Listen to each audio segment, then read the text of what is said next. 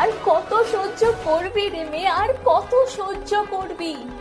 এবার তো উঠে দাঁড়া রে মেয়ে, এবার তো উঠে দাঁড়া। ভুলে গেলি রে মেয়ে ইতিহাসে সেই সাহসী বীর কন্যার কথা, ঝাঁসি রানী লক্ষ্মীবাই? ছিলিস তো এতদিন নরম সরম হয়ে, কি লাভ পেলে বলতো? কষ্ট যন্ত্রণা